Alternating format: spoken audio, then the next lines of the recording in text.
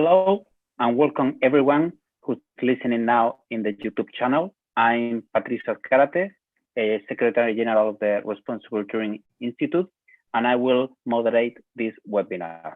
The Responsible Touring Institute is an independent international body that has been creating and building the concept of sustainable touring through the translation of United Nations criteria of sustainable development idea to tourism from 1995, when it was held the first United Nations Charter for Sustainable Tourism.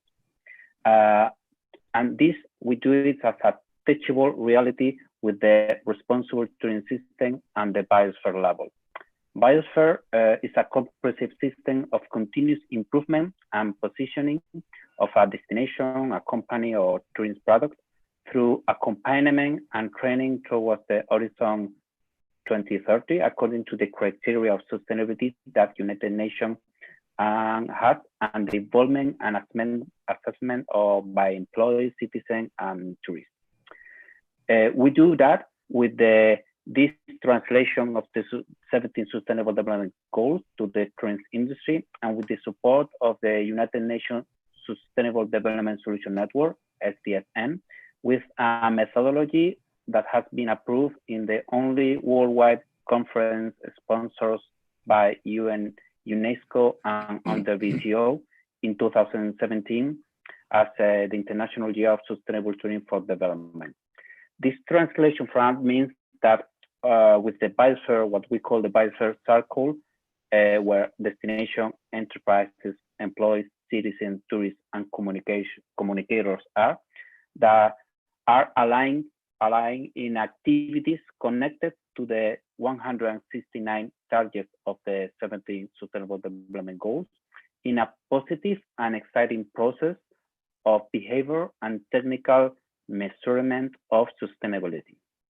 As tourism is so holistic, creating these sustainable experiences for tourists, sustainable activities on the enterprises, and sustainable policies in the destination means that we are able to analyze how tourism contribute to the 2030 agenda.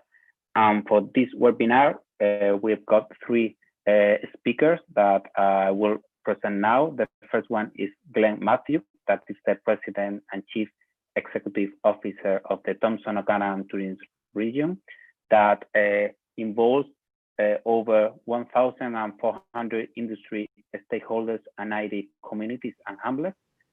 Glenn has over 20 years of experience in tourism marketing and community development, and has successfully administered and coordinated several community and product development projects, business relation programs, local, regional, and provincial partnership development. He holds a Master on Environmental Design degree in Community Planning, and he's representing the destination Thompson Okanagan that has been certified as a biosphere destination in 2017, and also his biosphere goal destination.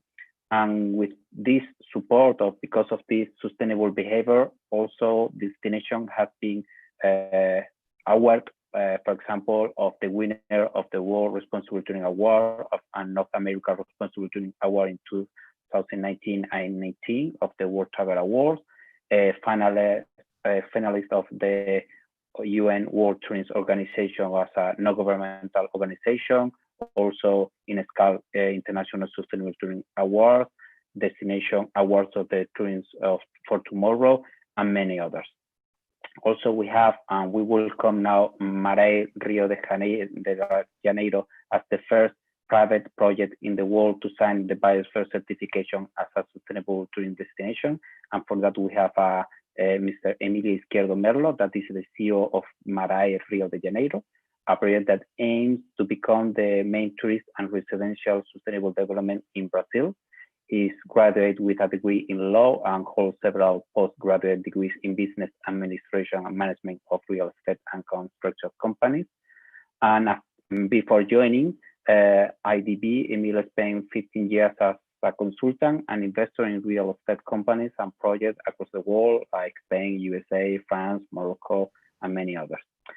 And finally, it's also a pleasure to welcome Mr. Ricardo Mader Rodriguez, that is the Managing Director of GLL Hotel and Hospitality Group. He's with over 30 years of experience in consulting field. Ricardo has been developed comprehensive expertise in the hospitality and tourism industry in 10 countries in Latin America and other regions, including investment sales, market, research, and analysis. He's a graduate of Business Administration School in Sao Paulo, Brazil, and specialized in hotel administration by Cornell University, USA. So, for start, it's a pleasure to give the word to Mr. Glenn Matthews, please. Thank you very much, Patricio, and thank you for this opportunity to present, what's happening in our region, in the country of Canada and British Columbia specifically. And I'm going to go use the technology right now and see if I can share my screen.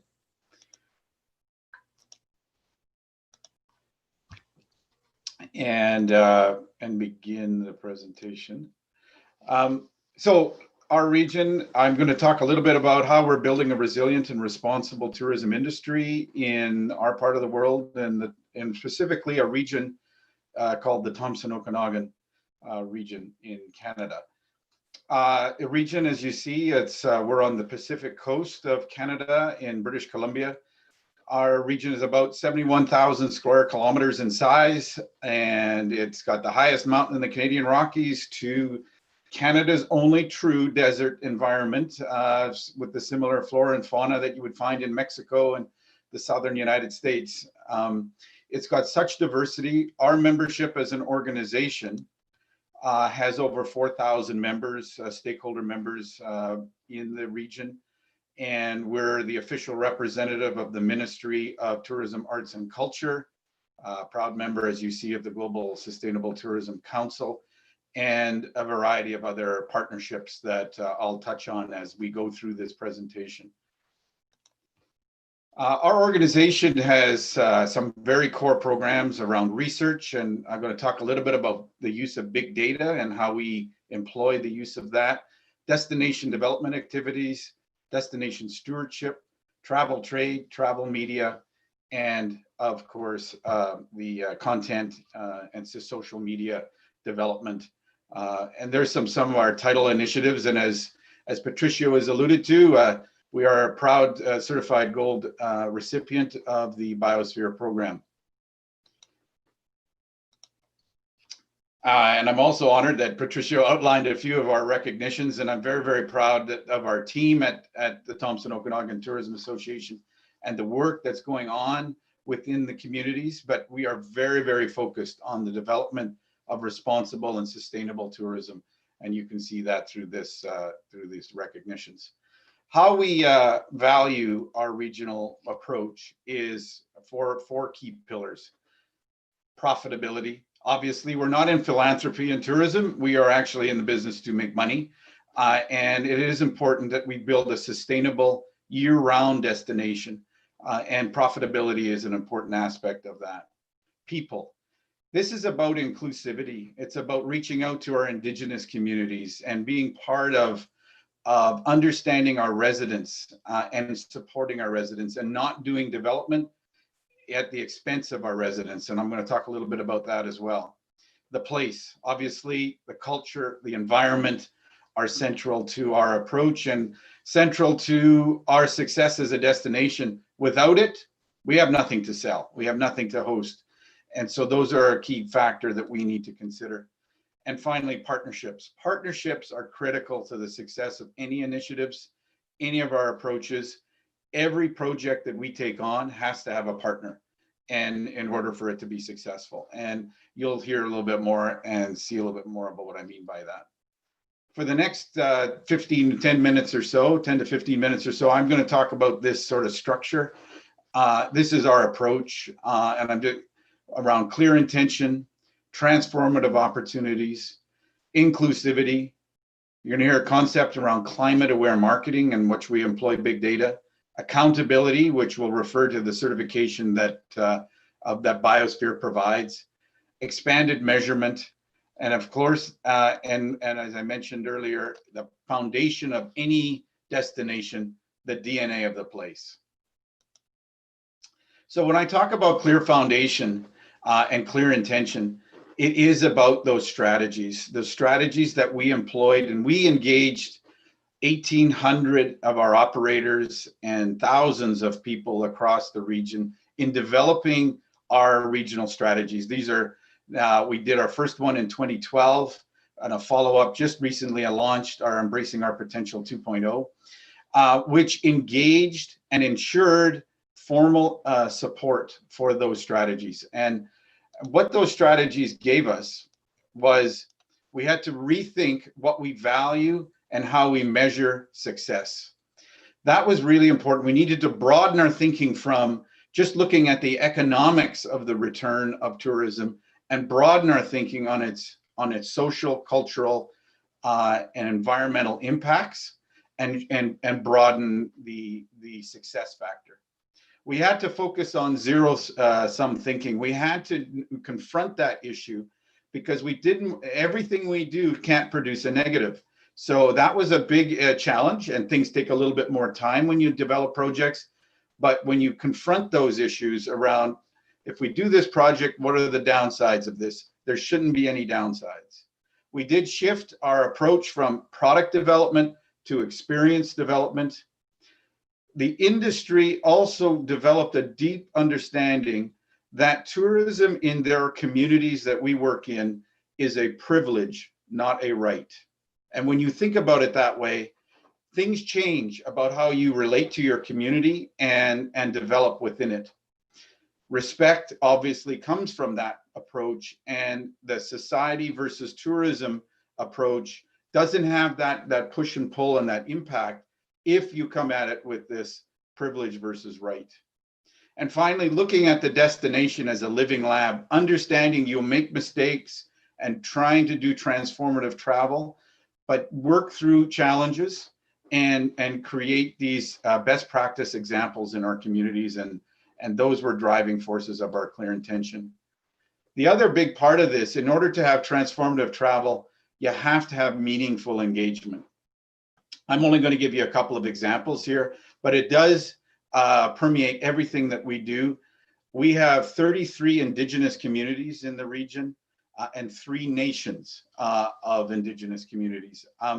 And we went into those communities to understand how those communities could be engaged in tourism, what their needs and desires would be for, with our ears open and mouths shut.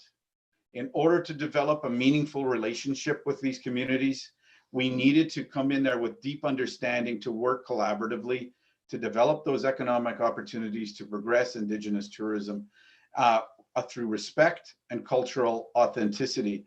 And one of those big aspects of this came from an Indigenous artisan program, where we have a mobile store that goes to high traffic locations that showcase the Indigenous art that is created within these communities. And that has been a really important way of social enterprise development, but also telling the story of the authentic story of the Indigenous peoples of the region has been a centerpiece of anything we do, and it is a foundational element in all our communications.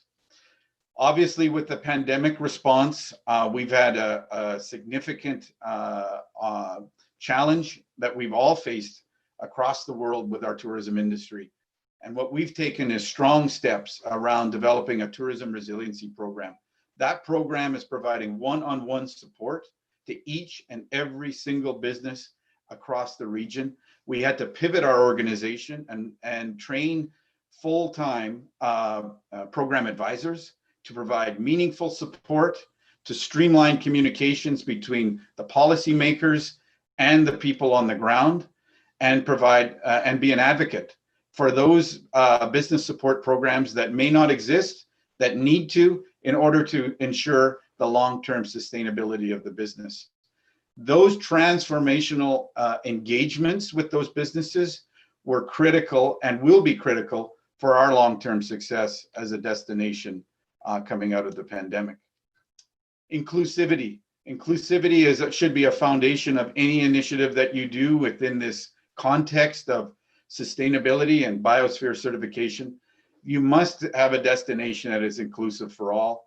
And we have developed a number of programs in our destination, both from an infrastructure perspective, a programming perspective, and a publication perspective that really showcases the opportunities that are here in our destination and a welcoming opportunity for people with mobility challenges and the like.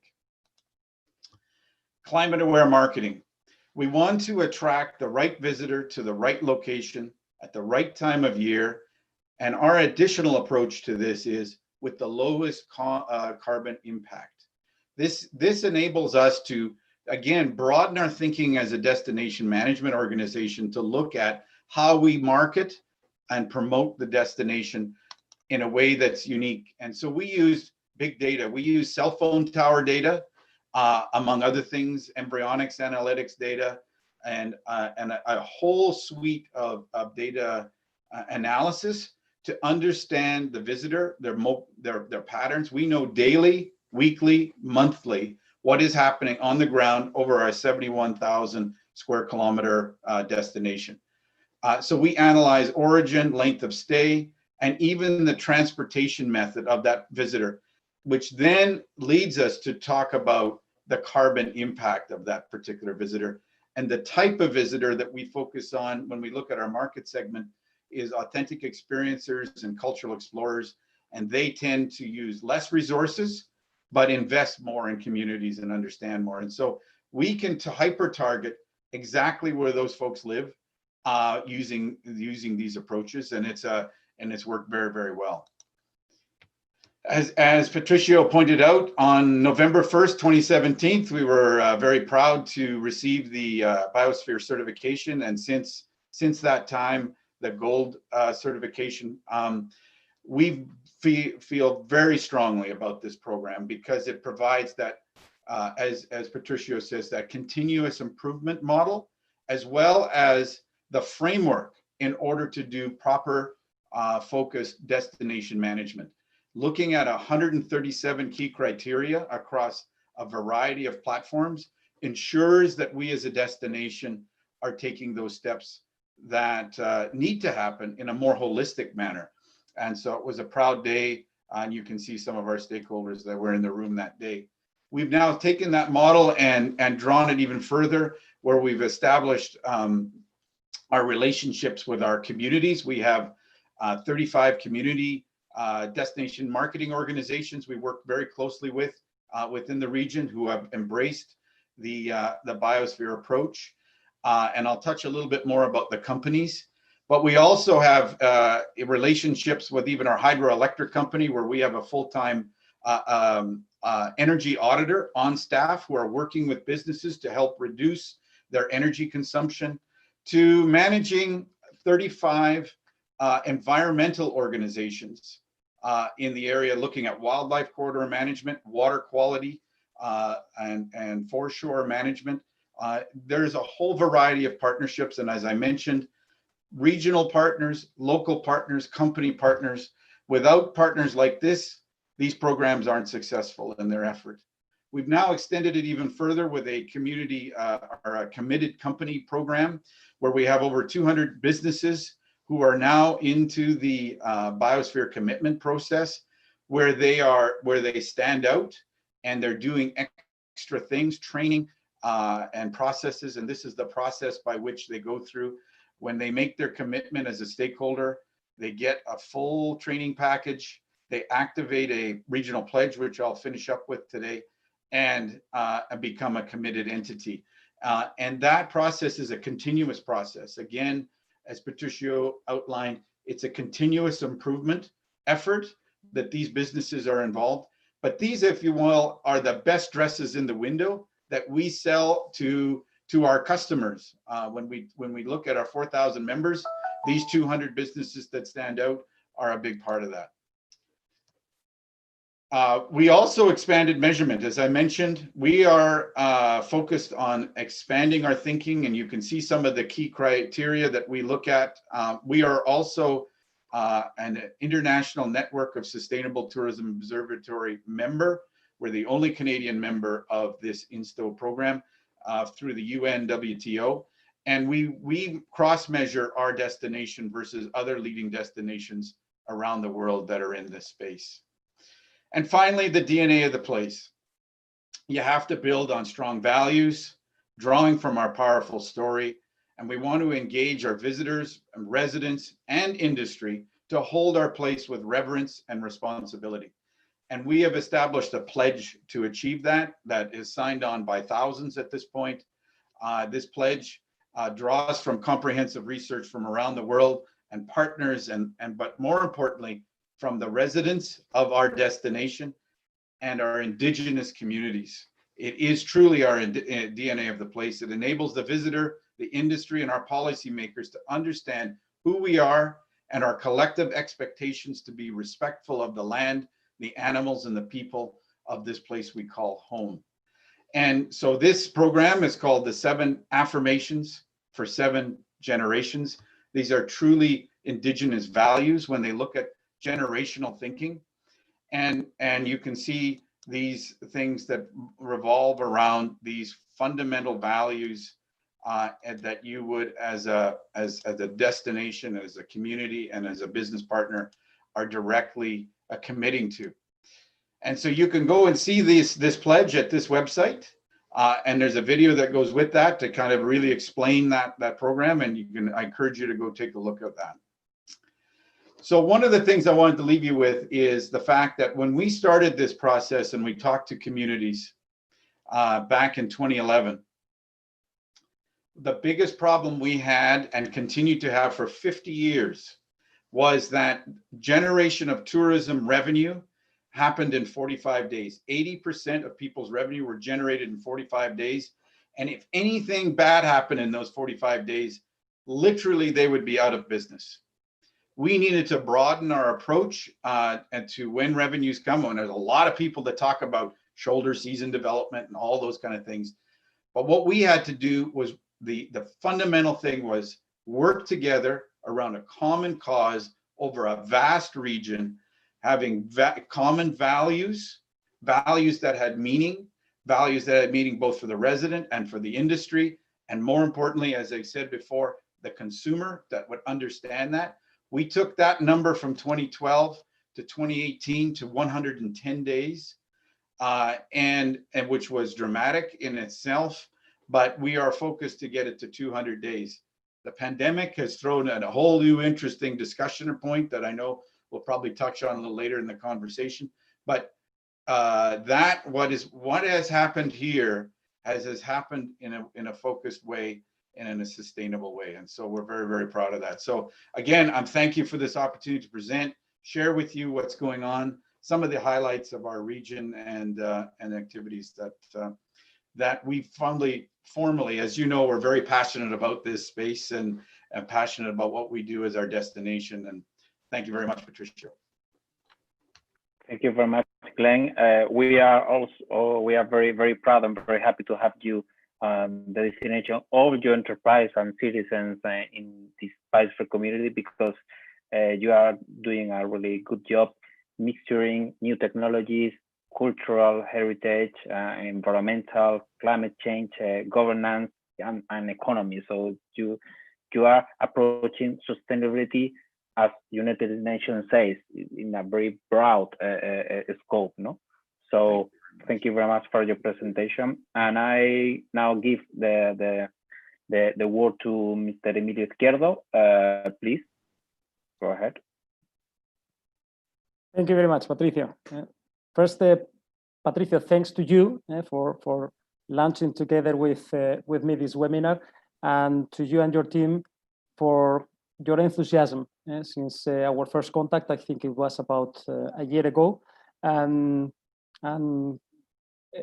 working together in getting MARAEY into the Biosphere community. This is an important milestone that stands out even more if we consider that MARAEY is the first private development to sign with what I sincerely believe to be the most reputed qualification for sustainable tourist destinations worldwide.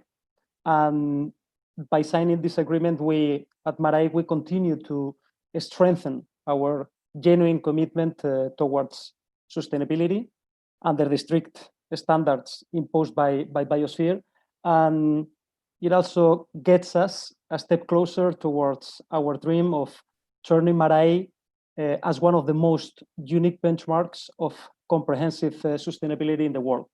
And this because of our environmental, economic, and sociocultural footprint. I'm also very grateful and honored to participate at this webinar with, I could call you to heavyweights of tourism and hospitality. Glenn, we were talking about this before starting this webinar, that I had already done my homework and research about your job. I think it's pretty amazing what you have achieved, and now in your presentation it's been clear how the kind of outcomes that in a very short period of time you have accomplished, and congratulations for that work. And Ricardo, we've known each other for years, I think, already, and he's one of the top experts in hospitality in Latin America, and he has helped me throughout these years in defining the business model, the tourist business model of MARAEY, and the whole negotiation process with, I think, some of the best hotel brands in the world. And after all this year, Ricardo, we can say that our relationship goes beyond the professional bonds. So thank you all. Now, getting into project MARAEY, those who know me can assure, and this is something, Glenn, that you also said yesterday, I think, that you and I, we can talk for hours and hours about what we are doing. I'm passionate as well about our project. So I will start by, in order to summarize, start by saying what is MARAEY's mission. And our mission is to create the most incredible tourist destination and the most incredible residential destination in Brazil. And this is an ambitious statement, but I sincerely believe that we have the grounds, the strengths, and also the opportunities ahead of us to achieve this goal. So in real estate, and this was one of your points, Glenn, in your presentation, in real estate, traditionally, it's been all about location, location, and location. In our case, we are located only 45 kilometers distance from Rio de Janeiro, which is a worldwide recognized brand. And we are also embedded in the municipality of Maricá. Maricá is the richest municipality in Brazil. It is a safe and a very, very nice place to live, with well-paved roads, hospitals, schools. It also has an existing and full operational airport, and a lot of social actions such as free Wi-Fi and transportation for its inhabitants, and some incredible natural wonders.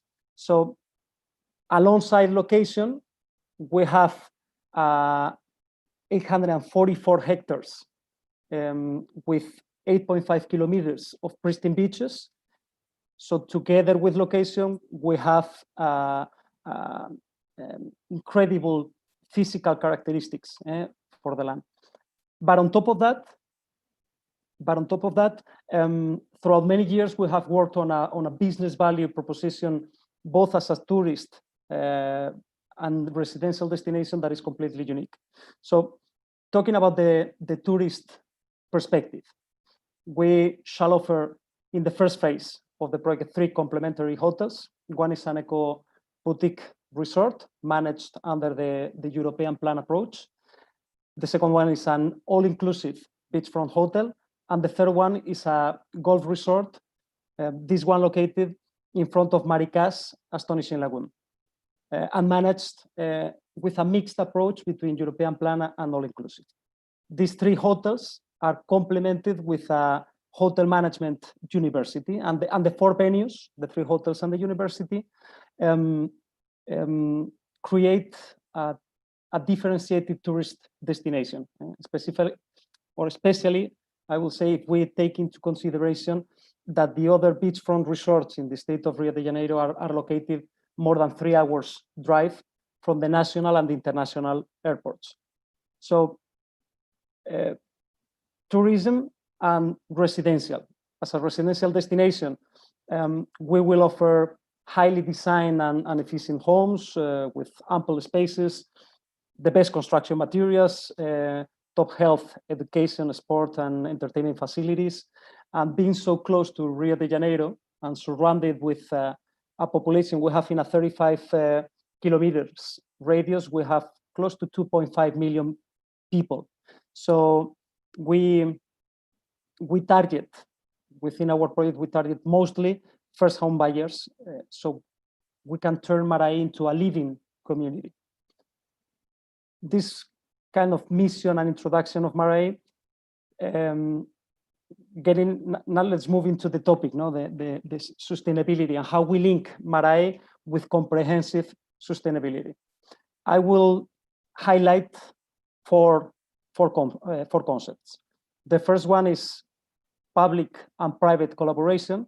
And to explain this point, I will start saying that our project's master plan has been defined and redefined back and forth throughout over 10 years with the most relevant stakeholders. I will include here the Environmental Institute of the State of Rio de Janeiro, the municipality of Maricá, 5 of the environmental departments of 5 universities in Brazil, NGOs, and some incredible architects, engineers, and consultants. So without doubt, and I also link, because we find many matching points, Glenn, I also link to one of the things that you have said, collaboration, our vast collaboration with all these stakeholders. I think it grounds the statement that we are a truly and genuine sustainable development. So the second one, I will say environmental impact. To give a historic hint of what's happened in our area, it's good to know that the former owners of the land, they tried for many years to develop a project with very high levels of intervention and massive construction. And that definitely will have implied a truly environmental crime. So to avoid it, the competent authorities regulated the area as the APA of Maricá. That means an environmental protected area. And that is a legal figure that properly leverages the need between environmental protection and the need for urban development.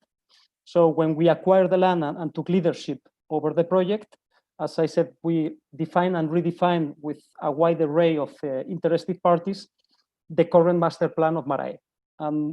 This master plan has obtained all the required licenses and permits, including the environmental license, which is by far the most difficult milestone in a large-scale project such as ours. From an environmental standpoint, just a few and quick important figures. We do only intervene in 6.6% of the total area with building construction, and that is half the rate or the ratio that we are entitled to according to the applicable bylaws. That 6.6% raises up to 19% in total if we include roads, gardens, common areas, and other amenities. And as a consequence, the rest, the other 81% of the whole area, equaling 680 hectares, is an entirely natural preserved area. And in that preserved area, we established the second largest private, it's called the RPPN, Private Natural Heritage Reserve of Restinga, which is the autochthonous ecosystem in the whole state of Rio de Janeiro. This is a natural paradise protected forever, since this legal figure cannot be reversed. And on top of that, this reserve will receive the financial resources on a regular basis from our company, from the hotels, all the other business units within the complex, and of course, the people living at MARAEY. In order to preserve the flora and the fauna, we have also established the MARAEY Institute, which is a non-profit organization integrated by some of the most relevant scientists, academics, and environmental activists in the country. So we all together work and set an example of how this collaboration, these joint forces will allow us to reach that equilibrium between environmental protection and urban and economic development.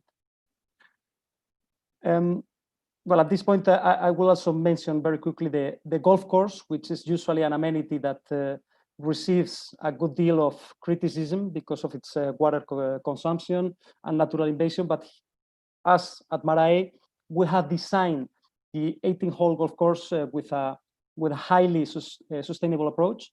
Up to 72% of the area consists of restinga, and this is autochthonous vegetation. And in addition to that minimal intervention, the water that is needed will be supplied through plants and stations with tertiary technology, which is the most innovative in the market.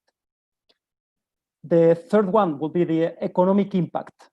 Based on our analysis, we're going to create up to 52,000 employees throughout the construction period. And once the project is fully operational, MARAEY's stable base of employment will be up to 36,000 direct and indirect jobs.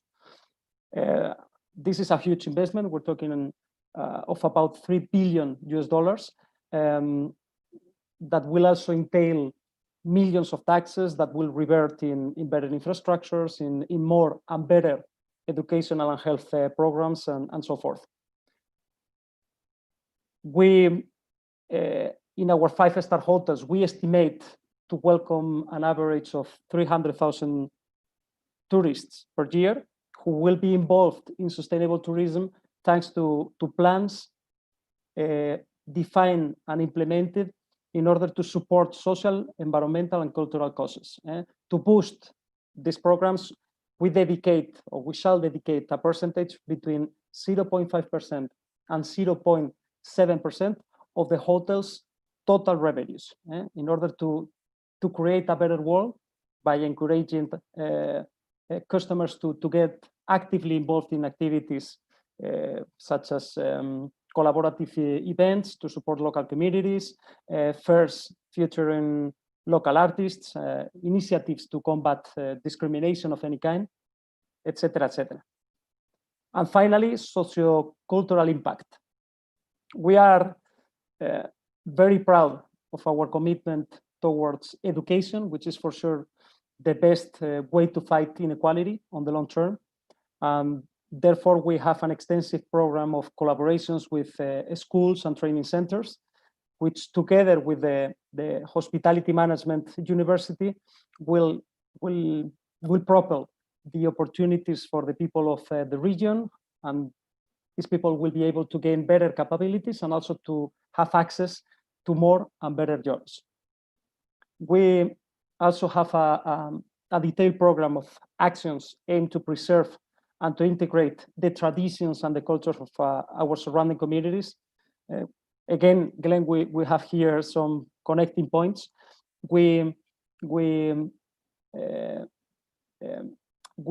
Our project is named MARAEY, which means in Guarani Indians language, the paradise on earth, the paradise on earth. And this is the legend of MARAEY, which is the city without evil, that place with endless resources where Indians will enjoy a state of complete happiness. And for them, for this community, we're going to build an ethnographic village where they can exhibit their crafts, their gastronomy, their traditions.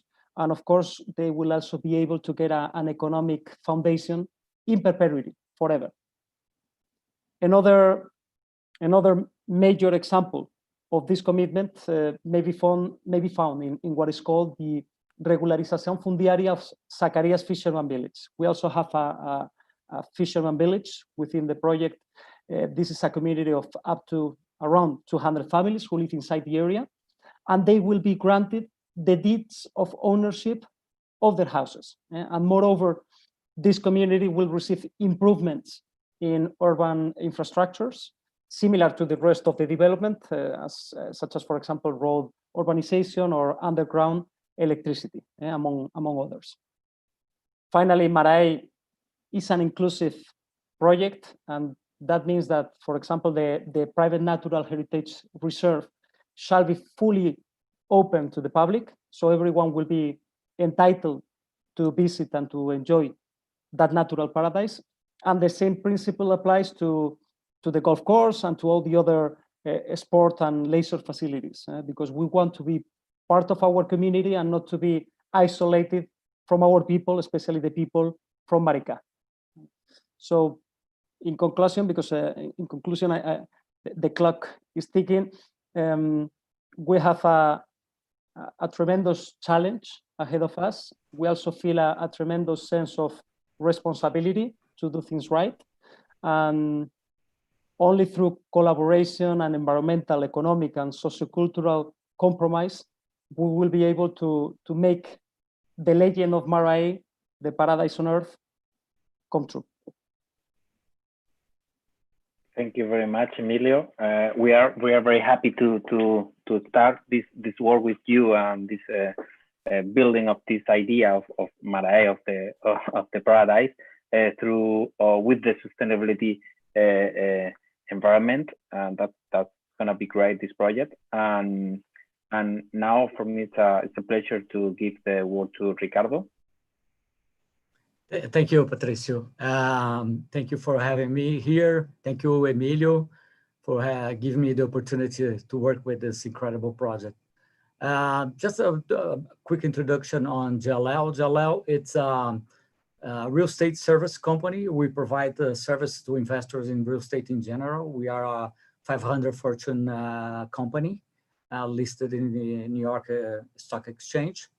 Although we are based in the US, we consider a global firm because we are present in 80 countries around the world. So we truly see us as a global firm. We do service for all kinds of asset classes of real estate. And we do have a group dedicated where I'm part and head of the South America area on hospitality and hotels. So with that, we provide what we can tell the services for the whole cycle of real estate investment. Since the beginning of the decision of investing in a certain asset, throughout the valuations, the creation of the product, the overseeing the operation, and of course exiting the investment when the time is right. So myself, I had over 30 years of experience working in the region on the hospitality and hotel sector, and that gives me an interesting view of the evolution of this kind of mixed-use resort products, the development of these products, how they evolved throughout the years in the 90s and 2000s. And I could say that at least since the 90s, the concern on environmental and sustainability, it was there in a way, but definitely today the projects and the destinations it's mandatory to be totally engaged with this mission. So we saw I could see the evolution of this. And I remember on the 90s when the golf course was the main point of contact of the guests of a resort with the nature. Of course, there was golf courses that are more aggressive in terms of changing the environment, and there was already the ones that were more concerned of using the features of that, the natural features of that terrain and the area. And so, as Emilio said, today it's a big concern. There is a big idea that golf courses are actually against the environment, and it's proven that can be developed in a way that is not aggressing the nature. But that was the main point of contact.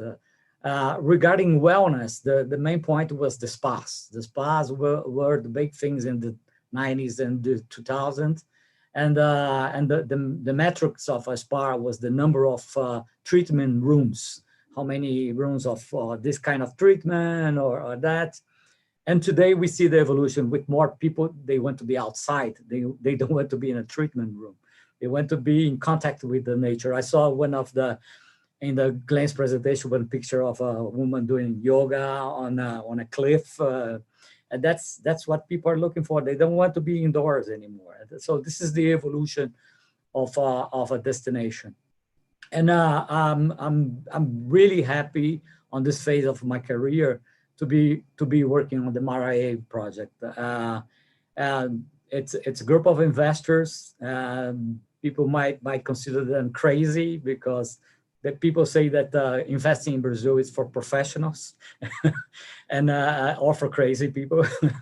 And the group of investors, first led by Emilio's father, was incredible hard workers and persistent, and they work very hard to get the project where it is today in terms of licensing and getting everything ready to start the development. And more recently, with the enthusiasm and the creativity of Emilio's son. Working with him, it's a constant learning, and how he is innovative, and I'm really happy with that. And I'm happy to see that he's looking for examples like the British Columbia destination as a parameter for his project. And I was very fortunate to be in British Columbia a couple of times, and I hope I want to go back there. Last time was in 2011, so I see that there was a lot of evolution on that. And so seeing MARAEY as being mirrored in British Columbia, for me, it's already, it's a great start. Now, I consider MARAEY like a blank canvas where the investors could do anything within the limits of the regulations, but they could go anywhere.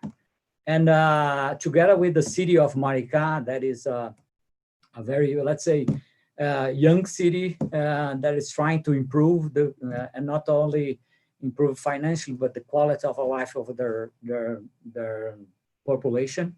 So the project is working hand in hand with the city of MARAEY to really create a destination.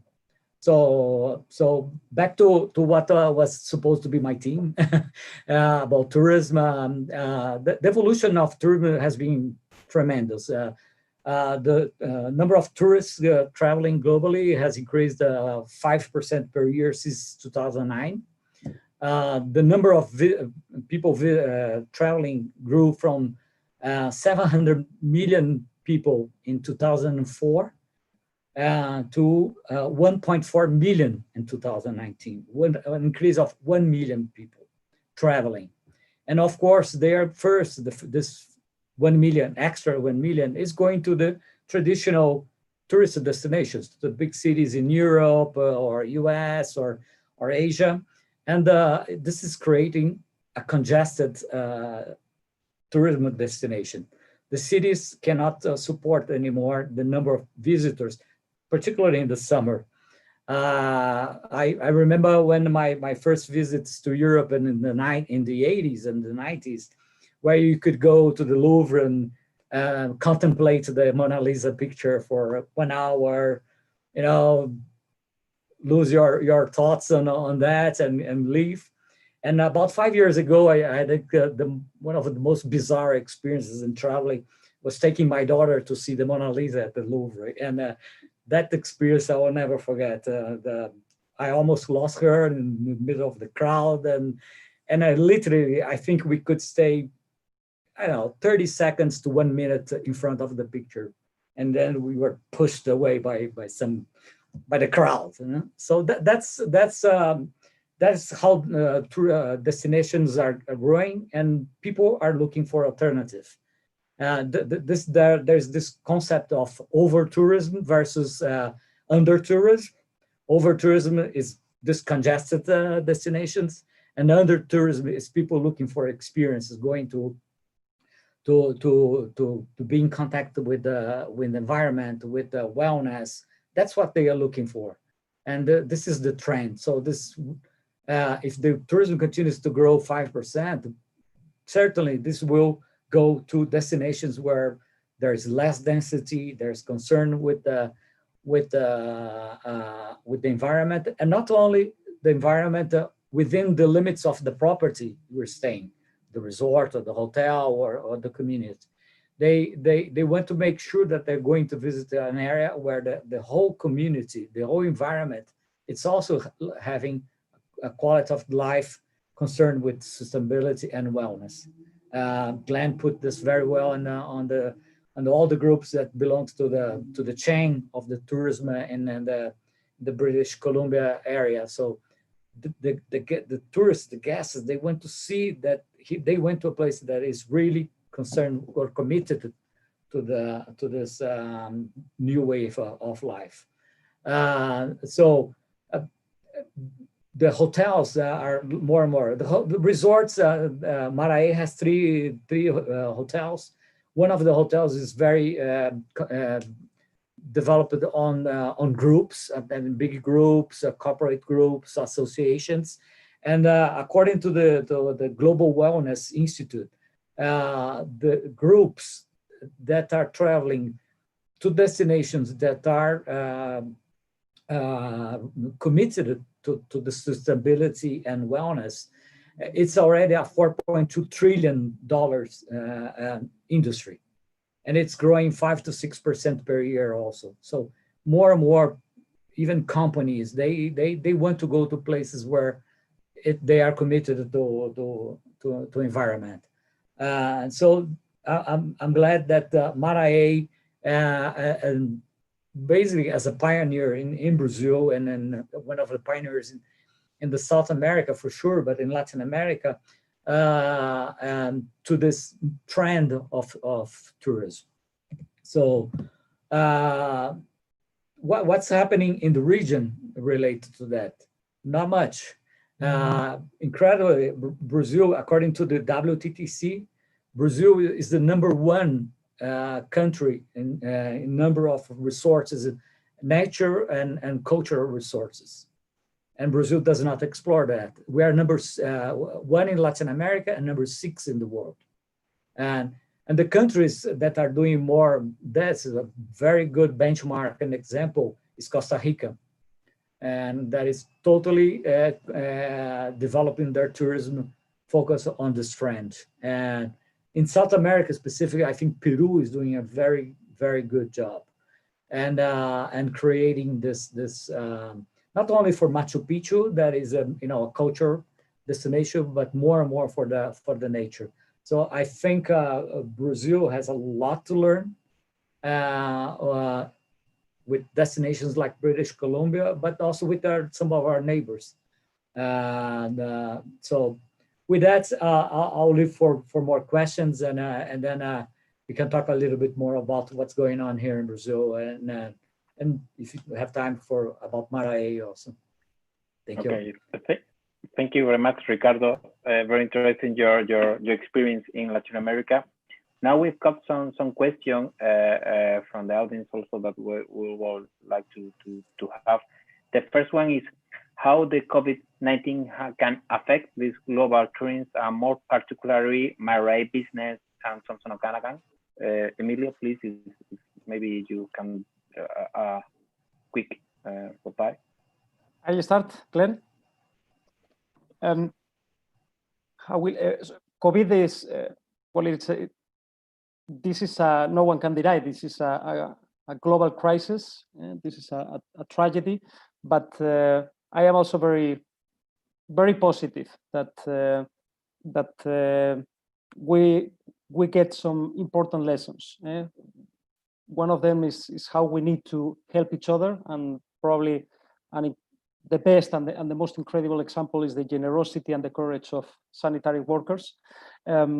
This situation has also reminded us the importance of communication and contact with the people we love, and how sadly how vulnerable we are, and that we must live as many authentic and unforgettable experiences as we can, and tourism is all about that. So I sincerely have no doubts that very soon people will travel again, and most probably I am confident and that we will all travel while we demand a stronger connection and commitment both with the people and with nature.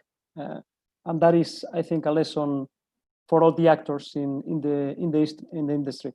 And very quickly, regarding MARAEY, I think our history, it is in our DNA to make virtue out of necessity. We've gone through very difficult times throughout all these years. So now we are using this time to fine-tune our projects, for example, by giving even more importance to open and common areas, terraces, co-working facilities, ventilation, and so forth. And from a tourist perspective, I think national tourism will gain relevance all over the world, but in Brazil as well. And since this is a massive domestic market, I really believe that we shall benefit from Brazilians traveling more within their country and less abroad. And finally, from a residential point of view, with home working, which is an imposition given by the circumstances provoked by the coronavirus, but this is a tendency that's here to stay for the future. Distances will be less important than ever, and many people living in dense and polluted areas, as Ricardo was talking about, overcrowded tourism. Now people are looking for other kind of residential proposals. They don't want to live in dense and polluted areas, in small apartments with very high prices. And I think MARAEY has a wonderful opportunity, and it will be a great place to live for everyone. Thank you. And Glenn? Yeah, and you know, Emilio, I couldn't agree more with everything you just said. I think every element of the values there's no doubt the pandemic is a game changer for the tourism industry. It allowed us, though, as an industry to have a pause in thinking about how we want to be as an industry coming out of this. And if we don't look at it, and certainly Emilio and your group and Ricardo, you're coming at this exactly right in terms of having it based on values of connection with the community, the environment, the culture.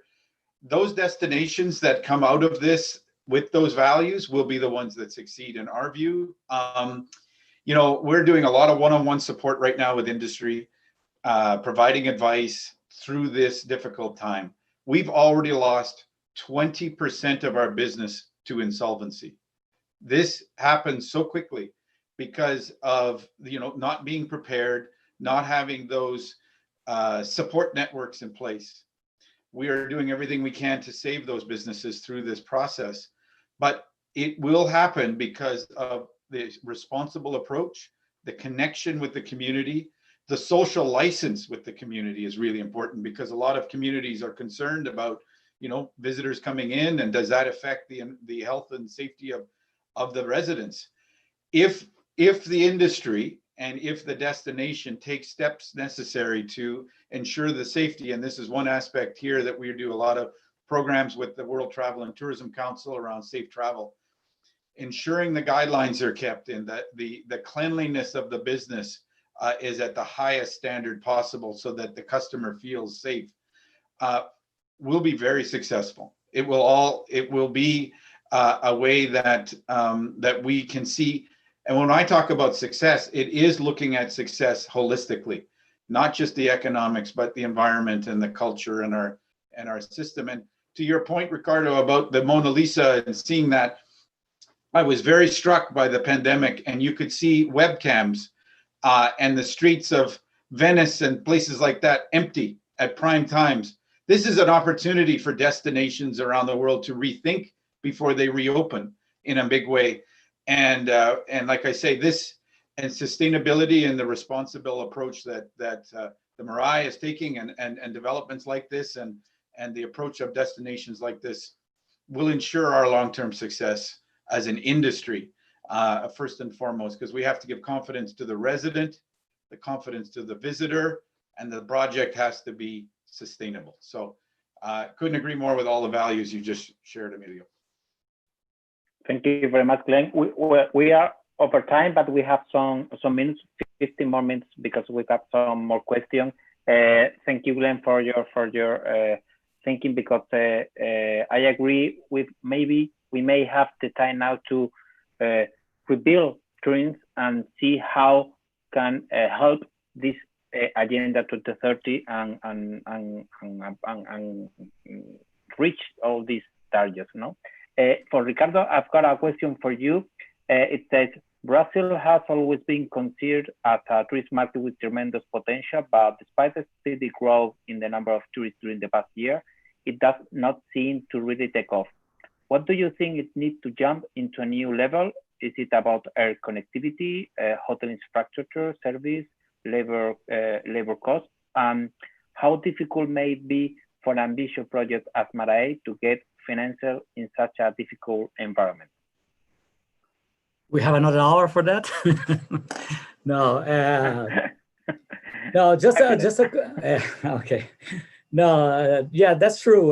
Brazil, you know, for many years, the number of international visitors in Brazil was between 4 and 5 million visitors, international visitors, always dominated by our neighbors, by Argentinians, Uruguayans, and Chileans, and then few Europeans and North Americans.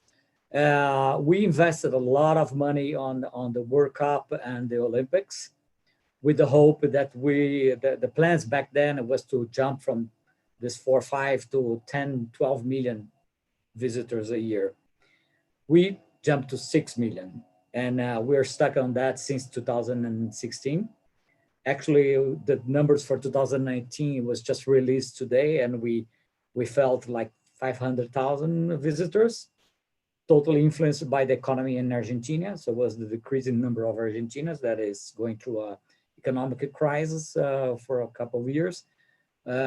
So we still didn't move the needle as we should.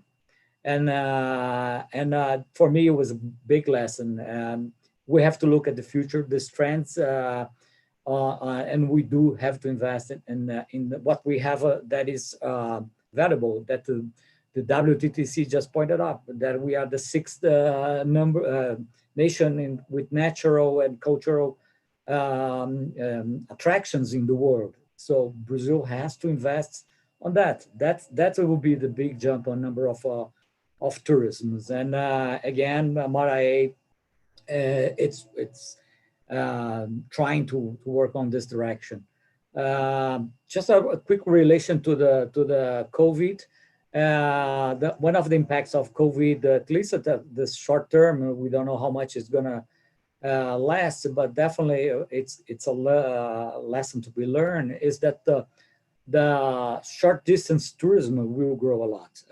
Brazil has 6 million of international visitors, but we have 60 million of Brazilians traveling within the country every year. So we do have a huge domestic market. And MARAEY, it's located outside the business, it's part of the second large metropolitan area of Brazil, that is the city of Rio de Janeiro. And a few hours from São Paulo, that is the largest city. So with the COVID, but we see that a lot of destinations that people can drive by car or bus, that are the ones that are recovering first from coming out of the pandemic. So MARAEY will always have this safety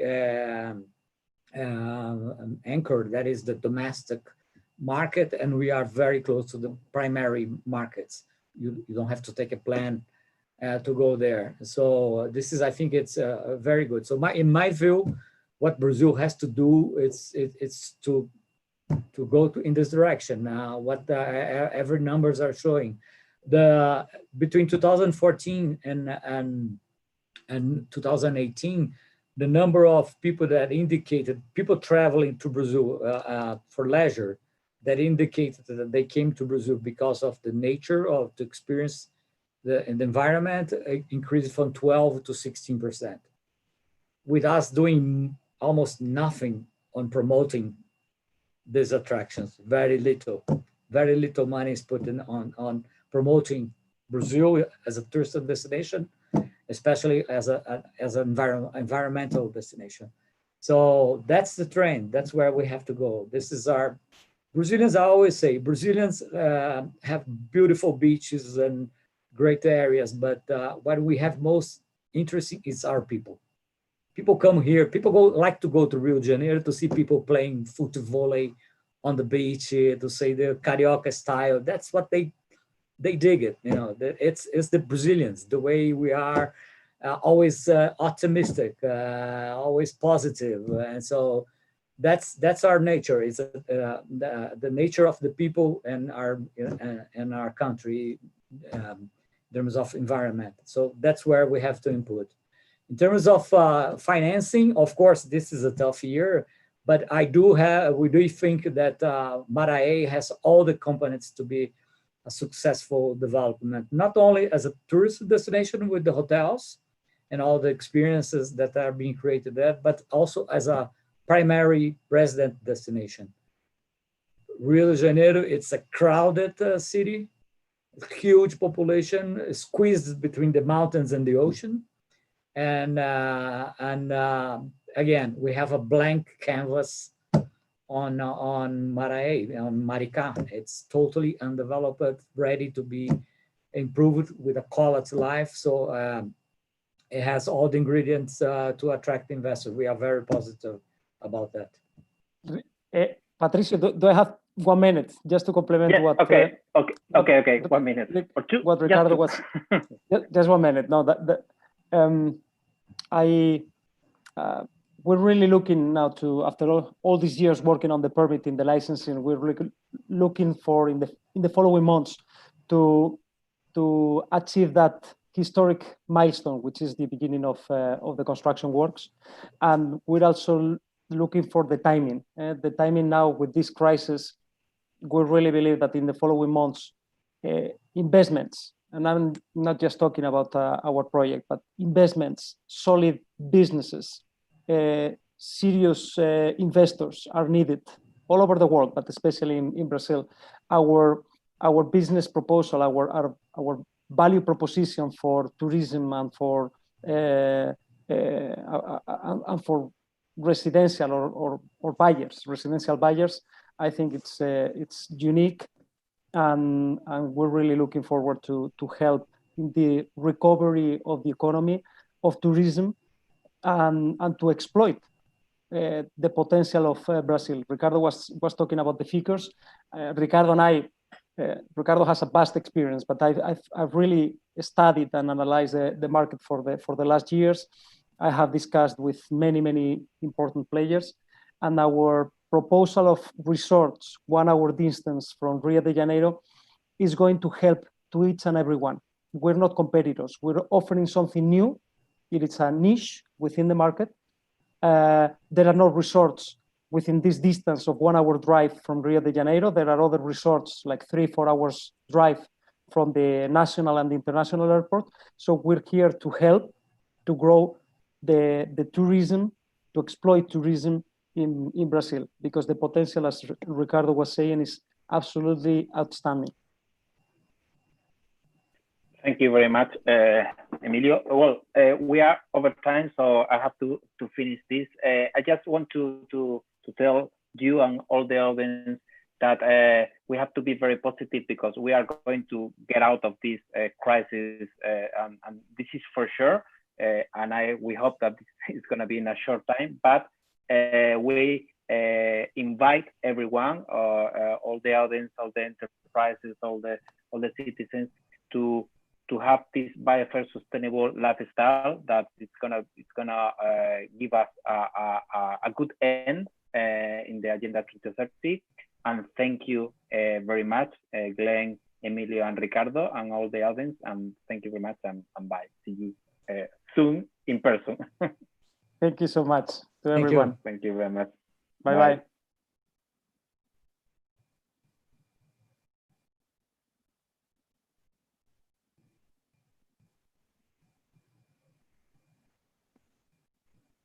We're out?